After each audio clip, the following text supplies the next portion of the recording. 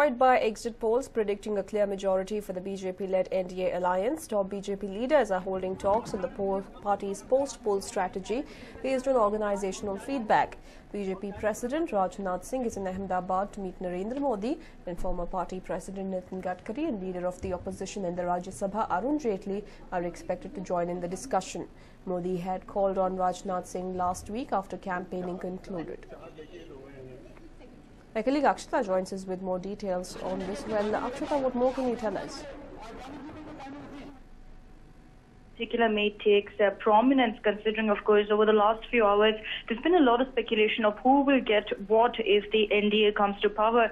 And it is expected, of course, widely that this particular meeting is taking place to go ahead and confirm what is the kind of portfolio each minister will get, what is the role the government will play, and in all, if the NDA comes to power, what will be their priorities. So it is expected to a great extent that they have a lot of agendas at hand, which is probably why we're looking at so many senior BJP leaders coming together. What we also need to keep in mind, Nishita, is the fact that Rajnath Singh a couple of hours ago also met with Sushma Swaraj, who is also, of course, a senior BJP leader. And there was a lot of talk about how Sushma Swaraj was expected to go ahead and converse with LK Advani as well. So it definitely looks like after the exit polls, there's a pumped up environment within the NDA, especially within the BJP, and they've already got to move on trying to figure out exactly how they will go ahead and tackle politics in the country, what will the kind of governance they will render, and also, of course, the all-important who will get to what, because they will want to ensure that they appease each and every leader who's contributed to these particular elections, and of course also ensure that they keep these veteran leaders in the fray, considering that at the end of the day they will need their expertise to a great extent, and maybe even need their skills at forming alliances to some extent, Nishita. So this particular meet is definitely going to be talking about all of this. So there's no doubt that it is a very, very important meet right after the exit polls and 2 days before the results come out, so that they have a plan at hand. And of course, it is very clearly post-poll strategizing, Nishita. And also, Akshita, we saw earlier in the day how portfolios were being decided upon and how Advani was being forced with 3 options before him through Sushma Swaraj. Any talks on what Advani will be getting, or if there is any talks being held between the Modi camp, what we can term the Modi camp, and Advani? Well, Nishita, there's no doubt that these 3 options were placed in front of LK Advani along with the permission of Narendra Modi. They would have had extensive debate over this and then decided on this role. Also, of course, I'd like to mention that earlier there were reports that LK Advani himself did not want to be part of the Modi government, did not want to be under the ambit of Modi as such, and wanted to play a more veteran role, that of a mentor. And that's why he chose himself to go ahead and be the chairperson of NDA. It is said that he himself wants this particular role. So keeping that in mind, it looks like maybe the BJP has thought of such roles where he will play a largely a role of a mentor and nothing more. But besides that, will be kept away from the politics and the party affairs. So it looks like it's along those lines that they have chosen these 3 portfolios. Of course, at this point, it's mere speculation. There's no confirmation coming in from either Advani or from the rest of the BJP with regard to this. However, it is understood that Sushma Swaraj is the one interacting with him. There's no word on what exactly his reactions are to the same, but considering that, of course, he has had several issues with the BJP as such over the last many months, it will look like the party will try to ensure that as of now things are peaceful, because the last thing they'd want, Nishita, is once again to seem like they have some sort of rift, like they're ignoring their senior leaders. So they will try to ensure that they appease him, give him whatever he wants and his demands, and meet his demands. And of course, in all likelihood, in this particular meet as well, we'll see a great discussion about the same, Nishita. Right. Thank you, Akshita, for joining us with all those details. Well, in fact, riding on the exit polls forecast that shows BJP and its allies will bag about 272 seats in the Lok Sabha. Senior BJP leaders like Rajnath Singh, Arun Jaitley and Nitin Gadkari are arriving in Ahmedabad to meet the party's prime ministerial candidate, Narendra Modi, in Gandhinagar to discuss the situation that will arise out of the declaration of Lok Sabha poll results, which will be on Friday. Well, what you see in the television screen are the latest visuals where Arun Jaitley has met Narendra Modi in Gandhinagar, and of course party president Nitin Gadkari is also in, along with former party president Nitin Gadkari and existing party president Rajnath Singh have also come in to discuss the post-poll plans.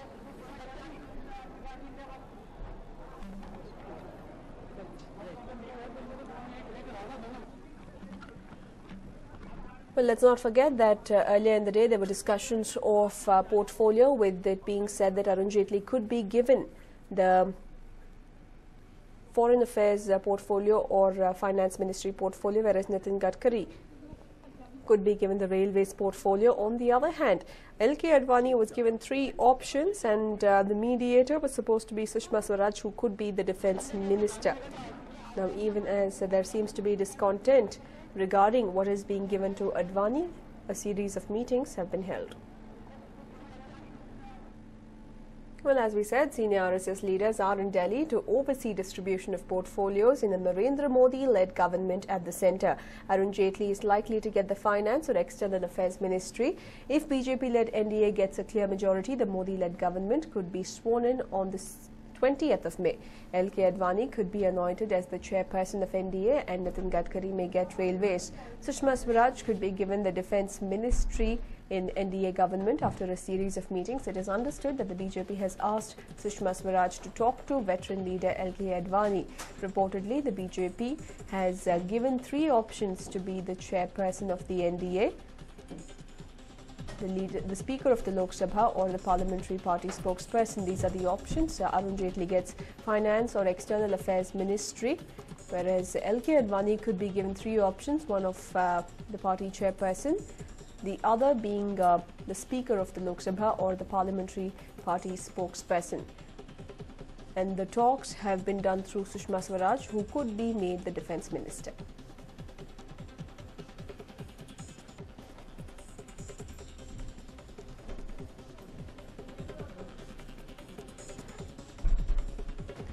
Well, LK Advani has been given 3 choices.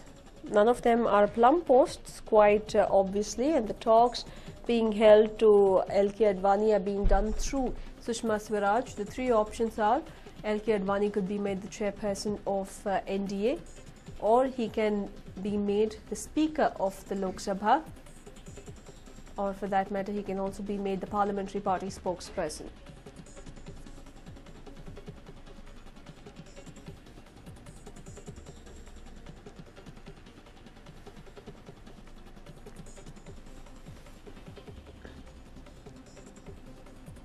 And meanwhile, with exit polls predicting a victory for the NDA, other regional parties seem to be holding emergency meets to discuss their political future and loyalty. 3 such parties are the MNS, BJD and AIADMK. These 3 parties have always been the black sheep of politics, with their leaders refusing to offer concrete support to any alliance. MNS's Raj Thackeray has time and again stated that he will provide outside support to the NDA, stating quite simply that his support goes to Modi but not the BJP.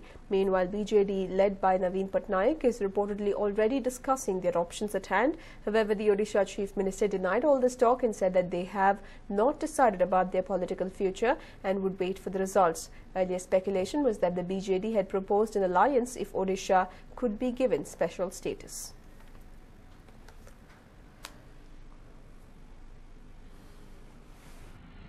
Proposal from NDA to support them? No talks at all. We've had no talks. Sir, are you considering any kind of support, conditional support or anything? No, we haven't discussed anything. We have not thought of anything yet. Any possibilities of supporting NDA, because it's very much... I've told you that we've had no such thoughts. Thank you. Sir, any comments on exit poll? Let's see. We don't have long to wait. Just day after tomorrow. Thank you. Thanks a lot, sir. And of course, there's the AIADMK. Tamil Nadu Chief Minister J.J. Lalitha was expected to be one of the first parties to ally with the BJP, considering the personal relationship she shares with Modi. But she surprised everyone when she refused to do it. Now it is understood that the party's top leaders have come together for a meet with senior leader K. Malaisamy, also hinting at an alliance in the offing. I am told that Madam Jayalalitha is a very good friend of Modi. Modi is a very good friend of. Modi has got the highest respect for Madam Jayalalitha. So, both are acceptable with each other. Politically, they may differ, but they may accept. I mean, in all probability, when Modi has been asked to have some relation with her, I mean, she will easily prefer Tamil Nadu because is friendly. I mean, the friendship and all these things are there. So, anything may happen. Well, moving on now, exit polls have predicted that Mandya's incumbent MP will suffer a defeat. So even before the results could be announced, Ramya got to Twitter to share her philosophical outlook towards life as far as victory and defeat is concerned. But will her philosophy upset the Congress, and what's it with Ramya finding love and happiness? Missing Ramya back in Nama City. Well, Ramya is back after a short holiday in London, where she was also shooting for a movie starring Shivanna in the lead. While the actor turned politician was away, she had put a stop to her favourite pastime, tweeting. But on her return from London, Ramya has tweeted, and this time she has tweeted straight into a controversy. Results don't matter to Ramya. Winning and losing is a part of life, was given a responsibility, and I worked relentlessly for the people. Mandya is family. Results don't matter. Wow, wonder what Ramya means by this. While all the political parties are going about beating the drums, claiming they will win the elections from their respective constituencies, Ramya's choice of words have the potential to court a big controversy. More so, it looks like the young Neta has resigned to her fate of a possible defeat and stated that results don't matter, while that is the only thing that matters for any party at this given point in time. Well, Ramya didn't stop expressing her philosophical outlook towards life with her first tweet. She continued with a second one. But surprisingly, in this tweet, the actor turned politician spoke about finding love and happiness. Find love, find happiness. If I win, I will work. Lose, life goes on. We are all here briefly. You got to do what you got to do. Find happiness, find love. Okay, Ramya, what are you trying to hint at with a tweet like finding love and happiness? Do we have to read between the lines? Should we guess if you are in search of your true love? Well, we'll leave it to you to decide. But what will the decision of the people of Mandya be after seeing your tweets? And what about your party? Will they prefer to love you despite your shortcoming? Let's wait and watch. A News9 report. Well, a complaint of defamation has been filed by Prahlad Joshi against S.R. Hiremat. The complaint has been registered in the Dharwad JMFC court. S.R. Hiremat has released a list of alleged corrupt leaders in the state just before the elections, where he had also mentioned the name of Prahlad Joshi. Prahlad Joshi has alleged that after Hiremat added his name to the list, he has not released any documents with regards to the allegations. Joshi has said that his public life was spotless and Hiremat's statements have hurt him. ಯಾವುದೇ ಶಬ್ದದಿಂದ ನನ್ನನ್ನು ಕರೀರಿ. ನಾನು ನನ್ನನ್ನು corrupt ಅಂತ ಕರೆಸಿದ್ರೆ ನಾನು ಸಹಿಸೋದಿಲ್ಲ, ಯಾಕಂದರೆ ನಾನು ಯಾವುದೇ ಕರಪ್ಷನನ್ನು ಮಾಡಿಲ್ಲ.